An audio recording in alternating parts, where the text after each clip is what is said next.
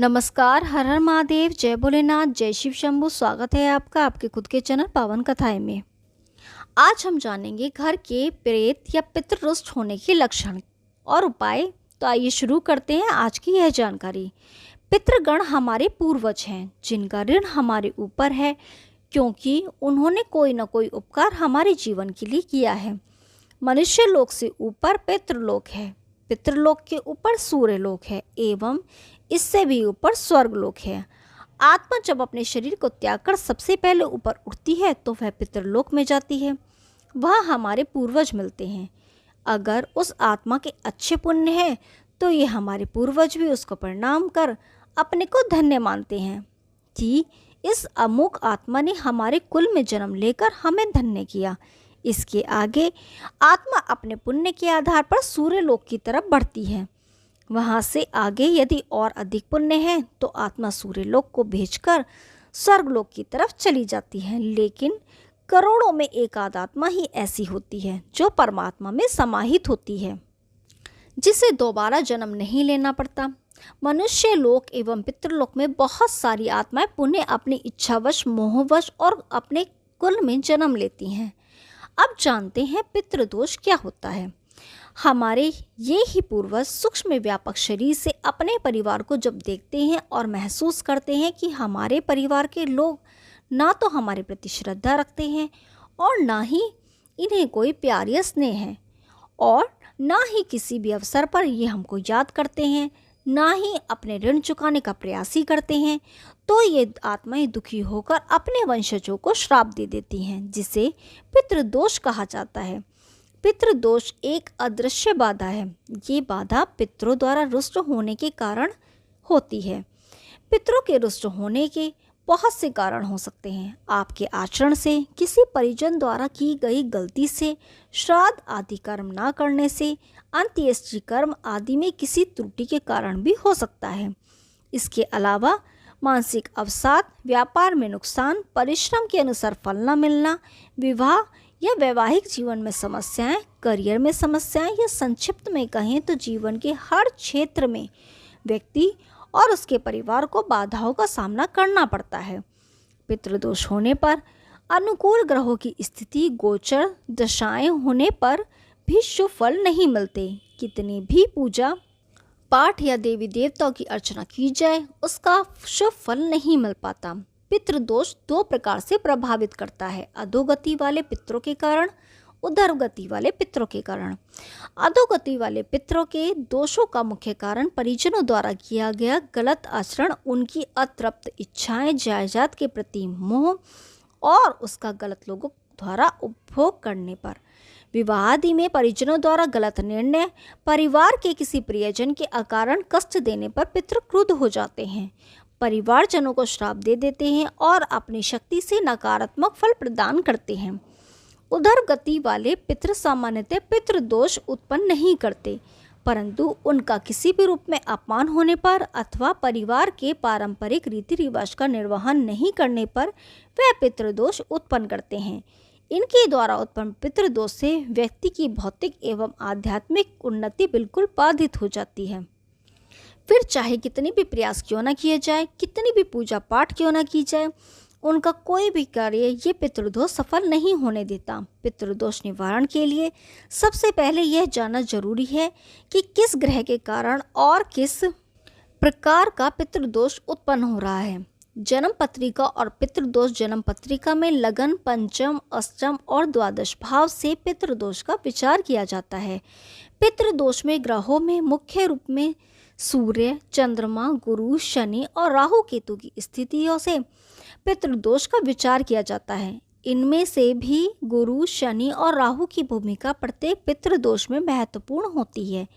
इनमें सूर्य से पिता या पितामह, चंद्रमा से माता या मातामह, मंगल से भ्राता या भाग्नि और शुक्र से पत्नी का विचार किया जाता है। अधिकांश लोगों की जन्म पत्रिका में मुख्य रूप से क्योंकि गुरु, शनि और राहु से पीड़ित होने पर भी पितृदोष उत्पन्न होता है, इसलिए विभिन्न उपायों को करने के साथ साथ व्यक्ति यदि पंचमुखी, सातमुखी और आठमुखी रुद्राक्ष भी धारण कर ले तो पितृदोष का निवारण शीघ्र हो जाता है। पितृदोष निवारण के लिए इन रुद्राक्षों को धारण करने के अतिरिक्त इन ग्रहों के अन्य उपाय जैसे मंत्र जप और स्रोतों का पाठ करना भी श्रेष्ठ होता है। अब जानते हैं विभिन्न ऋण के बारे में। हमारे ऊपर मुख्य रूप से 5 ऋण होते हैं जिनका कर्म न करने हमें निश्चित रूप से श्राप मिलता है। ये ऋण है मातृ, पितृण, मनुष्य ऋण, देव ऋण और ऋषि ऋण। पहला है मातृण, माता एवं माता पक्ष के सभी लोग जिनमें मामा, मामी, नाना, नानी, मौसा, मौसी और इनके 3 पीढ़ी के पूर्वज होते हैं। क्योंकि माँ का स्थान परमात्मा से भी ऊंचा माना गया है, अतः यदि माता के प्रति कोई गलत शब्द बोलता है अथवा माता के पक्ष को कोई कष्ट देता रहता है तो इसके फलस्वरूप उसको नाना प्रकार के कष्ट भोगने पड़ते हैं। इतना ही नहीं, इसके बाद भी कलह और कष्टों का दौर भी परिवार में पीढ़ी दर पीढ़ी चलता ही रहता है। दूसरा है पितृण, पिता पक्ष के लोगों जैसे बाबा, ताऊ, चाचा, दादा, दादी और इसके पूर्व की 3 पीढ़ी का श्राप हमारे जीवन को प्रभावित करता है। पिता हमें आकाश की तरह छत्र छाया देता है, हमारा जिंदगी भर पालन पोषण करता है और अंतिम समय तक हमारे सारे दुखों को खुद झेलता है। पर आज के इस भौतिक युग में पिता का सम्मान क्या नई पीढ़ी कर रही है। पितृभक्ति करना मनुष्य का धर्म है।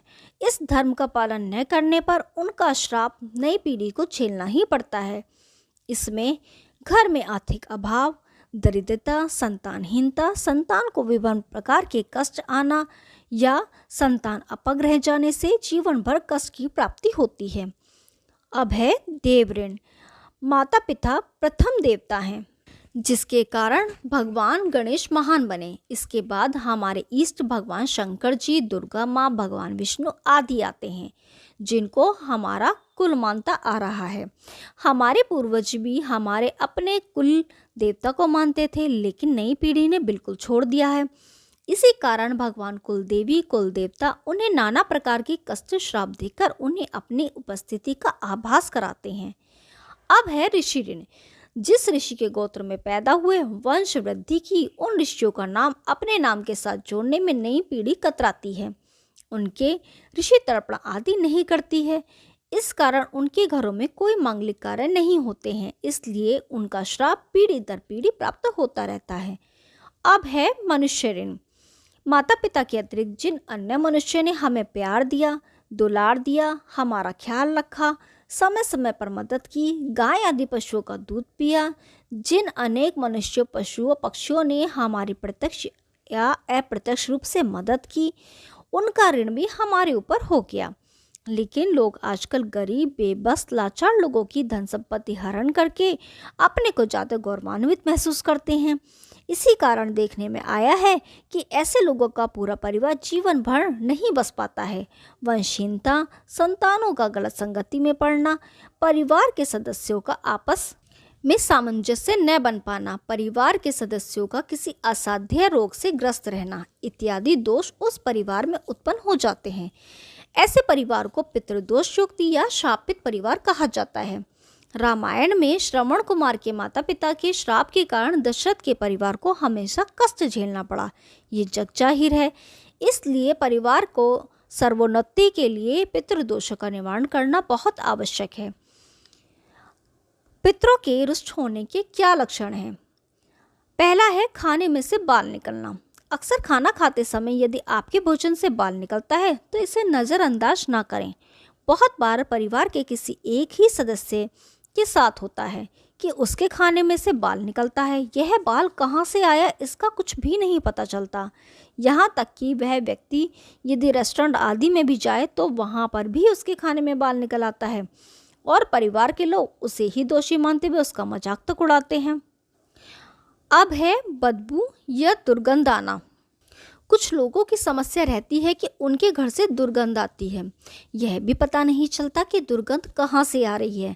कई बार इस दुर्गंध के इतने अभ्यस्त हो जाते हैं कि उन्हें यह दुर्गंध महसूस भी नहीं होती, लेकिन बाहर के लोग उन्हें बताते हैं कि ऐसा हो रहा है।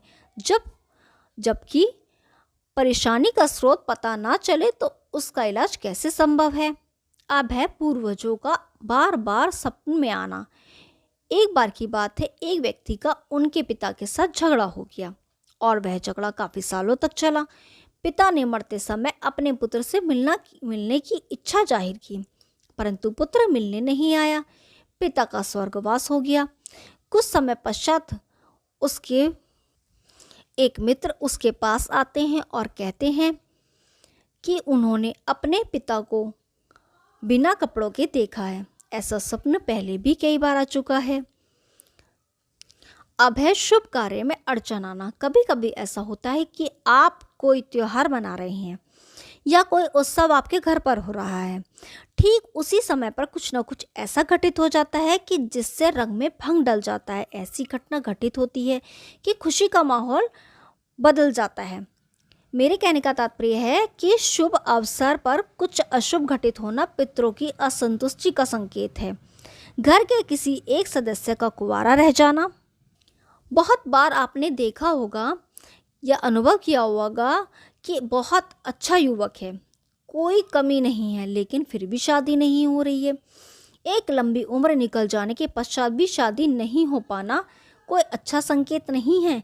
यदि घर में पहले ही किसी कुंवारे व्यक्ति की मृत्यु हो चुकी है तो उपरोक्त स्थिति बनने के आसार बढ़ जाते हैं। इस समस्या के कारण का भी पता नहीं चलता। अब है मकान या प्रॉपर्टी की खरीद में दिक्कत आना। आपने देखा होगा कि एक बहुत अच्छी प्रॉपर्टी, मकान, दुकान या जमीन का एक हिस्सा किन्हीं कारणों से बिक नहीं पा रहा। यदि कोई खरीदार मिलता भी है तो बात नहीं बनती। यदि कोई खरीदार मिल भी जाता है तो सब कुछ हो जाता है तो अंतिम समय पर सौदा कैंसिल हो जाता है। इस तरह की स्थिति यदि लंबे समय से चली आ रही है तो मान लीजिए इसके पीछे अवश्य ही कोई ऐसी अतृप्त आत्मा है जिसका उस भूमि या जमीन के टुकड़े से कोई संबंध रहा हो। अब है संतान का ना होना। मेडिकल रिपोर्ट्स में सब कुछ सामान्य होने के बावजूद संतान सुख से वंचित हैं। हालांकि आपने पूर्वजों का इससे संबंध होना लाजमी नहीं है, परंतु ऐसा होना बहुत हद तक संभव है। जो भूमि किसी निसंतान व्यक्ति से खरीदी गई हो वह भूमि अपने नए मालिक को संतानहीन बना देती है। उपरोक्त सभी प्रकार की घटनाएं या समस्याएं आप में से बहुत लोगों ने अनुभव की होंगी। इसके निवारण के लिए लोग समय और पैसा नष्ट कर देते हैं, परंतु समस्या का समाधान नहीं हो पाता। क्या पता हमारी इस वीडियो से किसी पीड़ित व्यक्ति को कुछ प्रेरणा मिले, इसलिए इसका निवारण भी स्पष्ट कर देते हैं। पितृदोष की शांति के उपाय।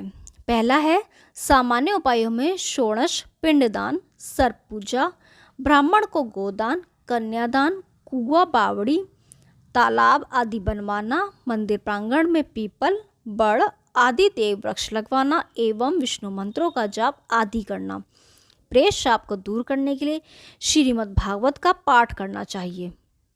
दूसरा है वेदों और पुराणों में पितरों की संतुष्टि के लिए मंत्र, स्रोत एवं सूक्तों का वर्णन है, जिसके नित्य पठन से किसी भी प्रकार की पितृबाधा क्यों न हो शांत हो जाती है। अगर नित्य पठन संभव न हो तो कम से कम प्रत्येक माह की अमावस्या और श्रावण कृष्ण पक्ष अमावस्या अर्थात पितृपक्ष में अवश्य करना चाहिए। वैसे तो कुंडली में किस प्रकार का पितृदोष है उस पितृदोष के हिसाब से पितृदोष शांति करवाना अच्छा होता है। भगवान भोलेनाथ की तस्वीर या प्रतिमा के समक्ष बैठकर या घर में ही भगवान भोलेनाथ का ध्यान कर निम्न मंत्र की एक माला नित्य जाप करने से समस्त प्रकार के पितृदोष, संकट, बाधा आदि शांत होकर शुभत्व की प्राप्ति होती है। मंत्र जाप प्रातः या सायंकाल कभी भी कर सकते हैं। मंत्र है ओम तत्पुरुषाय विद्महे महादेवाय च धीमहि तन्नो रुद्र प्रचोदयात्। अब है अमावस्या को पितरों के निमित्त पवित्रता पूर्वक बनाया गया भोजन तथा चावल, बूरा, घी एवं एक रोटी गाय को खिलाने से पितृदोष शांत होता है। अपने माता पिता बुजुर्गों का सम्मान, सभी स्त्री कुल का आदर सम्मान करने और उनकी आवश्यकताओं की पूर्ति करते रहने से पितृ हमेशा प्रसन्न रहते हैं।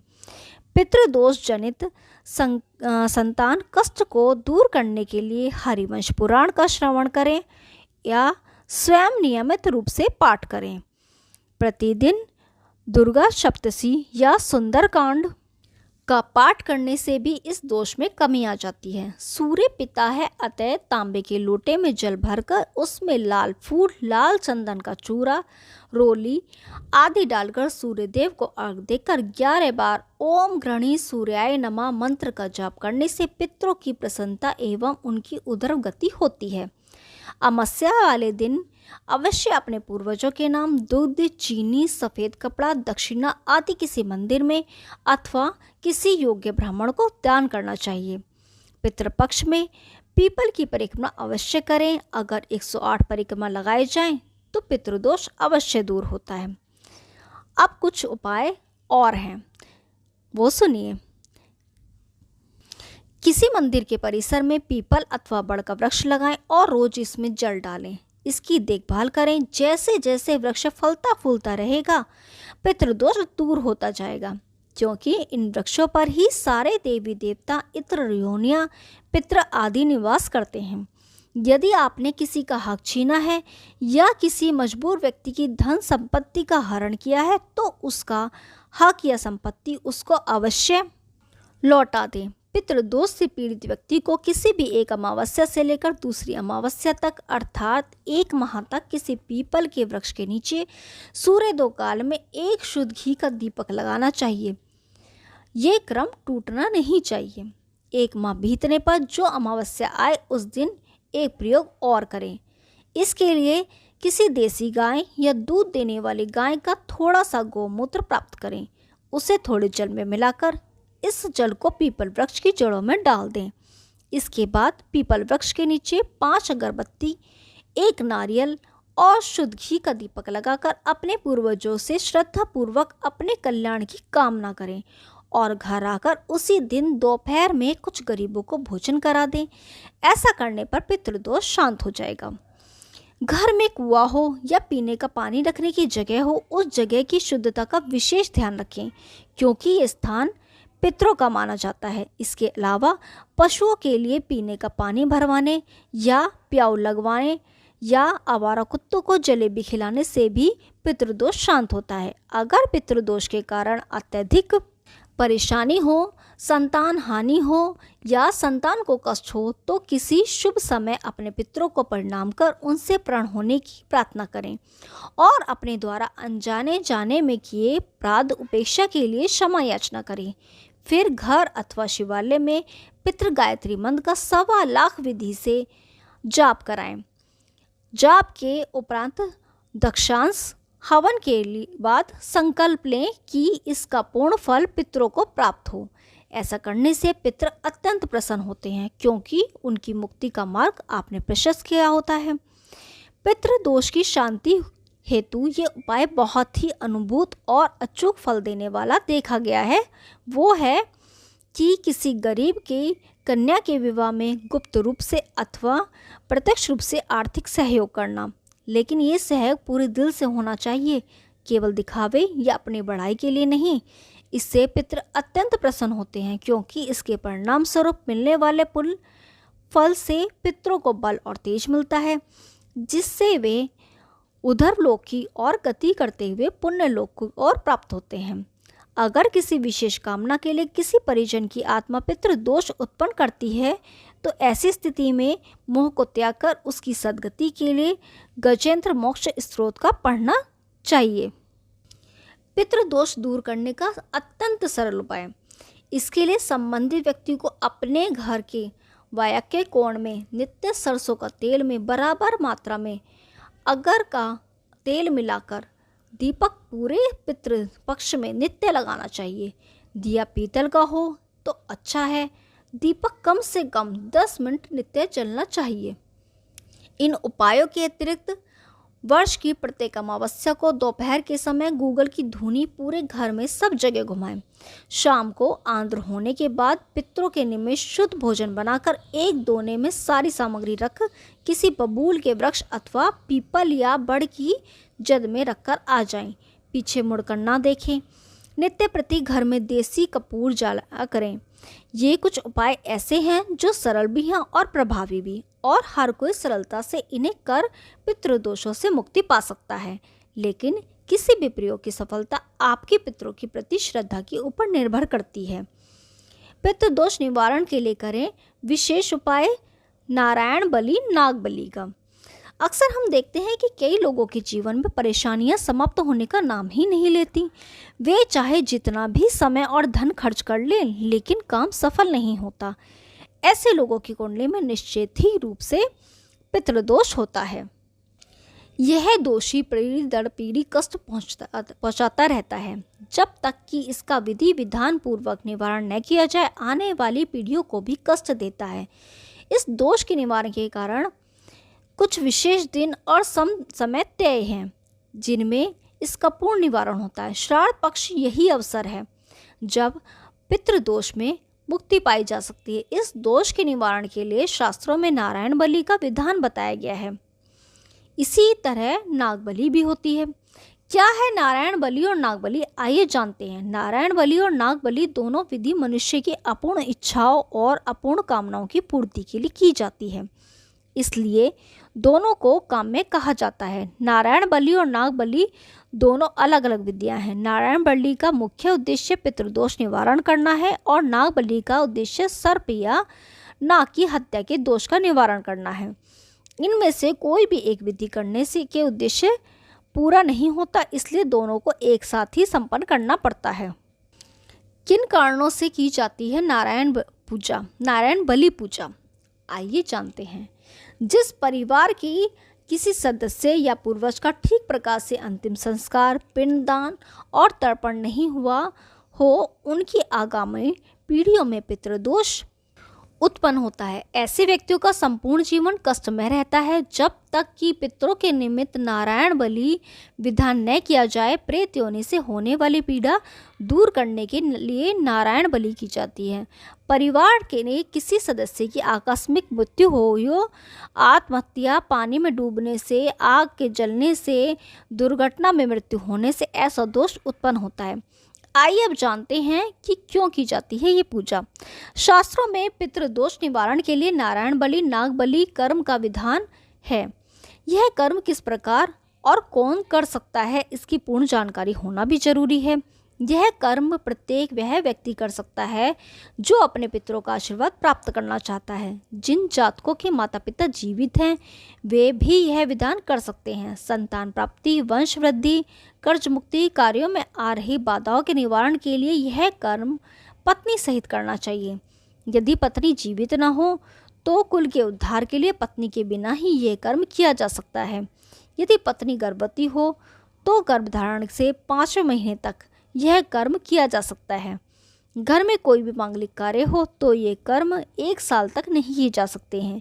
माता पिता की मृत्यु होने पर भी 1 साल तक यह कर्म करना निषिद्ध माना गया है। कब की जाती है नारायण बलि और नाग बलि, आइए जानते हैं।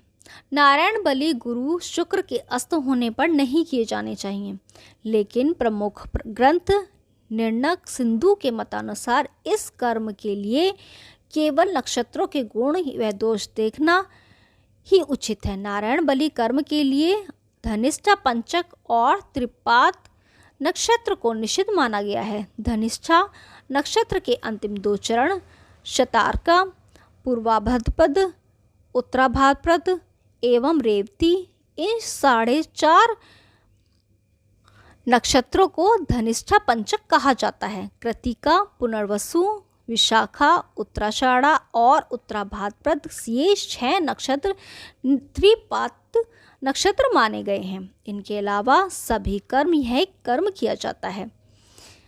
पितृपक्ष सर्वाधिक श्रेष्ठ समय, नारायण बलि नाग बलि के लिए पितृपक्ष सर्वाधिक श्रेष्ठ समय बतलाया गया है। इसमें किसी योग्य पुरोहित के समय निकलवाकर यह कर्म करवाना चाहिए। यह कर्म गंगा तट अथवा अन्य किसी नदी सरोवर के किनारे और महाराष्ट्र में नासिक के समीप स्थित प्रमुख ज्योतिर्लिंग त्र्यंबकेश्वर में संपन्न कराया जाता है। संपूर्ण पूजा 3 दिन की होती है।